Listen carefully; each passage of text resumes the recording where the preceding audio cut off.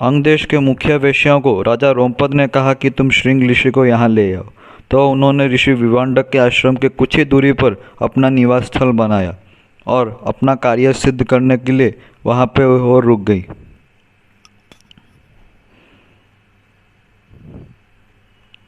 कुछ दिन बाद जब श्रृंग ऋषि अपने आश्रम के बाहर टहल रहे थे तो उनकी नज़र उन वेश्याओं पर पड़ी। उन्होंने अपने जीवन काल में कभी स्त्री को नहीं देखा था, तो उन वेश्याओं को देखकर उनके मन में स्नेह और करुणा का भाव उत्पन्न हो गया और वो उनके साथ उनके निवास स्थल में चले गए। उन वेश्याओं ने श्रृंग ऋषि का अति आदर सत्कार किया और उनको अति स्वादिष्ट लड्डू भी खिलाए। उसके बाद वो अति व्याकुल हो गए और उनके मन में और भी ज़्यादा स्नेह का भाव उत्पन्न हुआ। उन स्त्रियों के बदन में से आए हुए खुशबू से वो और भी व्याकुल हुए और अगले ही दिन अपने पिता के आश्रम से निकलने के बाद ही वो उन वेश्याओं के निवास स्थल में फिर से चले गए। जब उन वेश्याओं को पता चला कि श्रृंग ऋषि अब उनके आकर्षण के जाल में फंस चुके हैं तो उन्होंने उनसे अंग देश चलने की विनती की और श्रृंग ऋषि उनकी विनती तुरंत ही मान गए।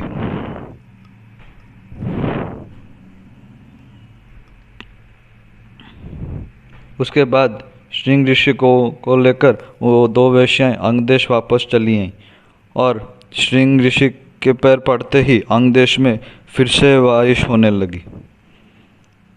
ये बात जब राजा रोमपद को पता चली तो उनको पता चल गया था कि श्रृंग ऋषि के पवित्र पैर हमारे इलाके में पड़ चुके हैं और उनके आदर संस्कार के लिए वो उनके मंत्री और ऋषिगणों के साथ उनके पास गए।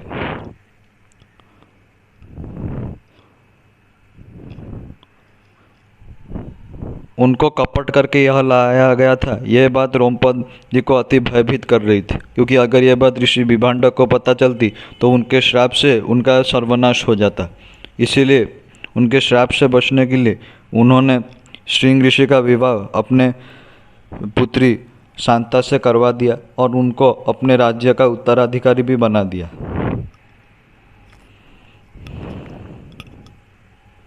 फिर उसके बाद ऋषि विभांडक अपने तपोबल से सब कुछ जानकर क्रोधित हुए अंग देश में चले आए। तो उनका क्रोध शांत करने के लिए श्रृंग ऋषि और शांता वहाँ पर आए और अपनी पुत्र वधू को देखकर विभांडक ऋषि का सारा क्रोध शांत हो गया और अपने पुत्र और पुत्र वधू का आशीर्वाद देकर वो अपने वन में अपने आश्रम में वापस चले गए। ये बात सुमंत्र के मुँह से सुनने के बाद दशरथ अति प्रसन्न हुए और उन्होंने वशिष्ठ जी के आज्ञा से अंग देश जाने का फैसला किया और अपने तीनों रानियों के साथ अंग देश की तरफ चले गए।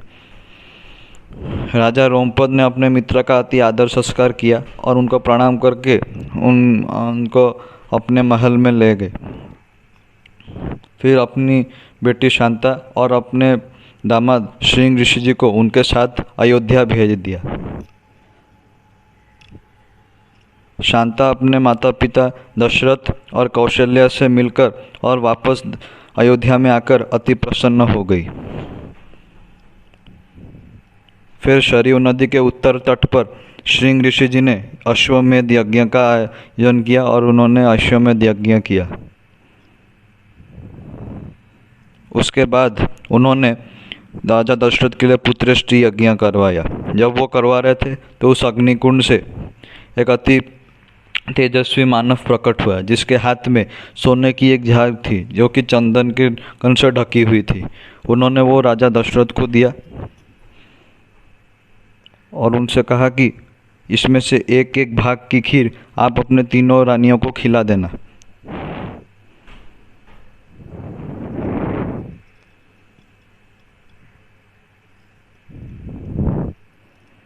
ये बात सुनकर राजा दशरथ ने एक एक भाग अपने स्त्री कौशल्या और कैकेयी को खिलवा दिया और दो भाग अपने स्त्री सुमित्रा को खिलवा दिया।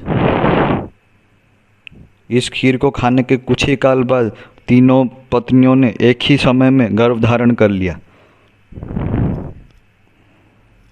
उनके गर्भधारी होने की बात जब दशरथ और पूरे अयोध्या वासियों को पता चली तो उनके खुशी का कोई ठिकाना ही ना रहा और वो झूम उठे।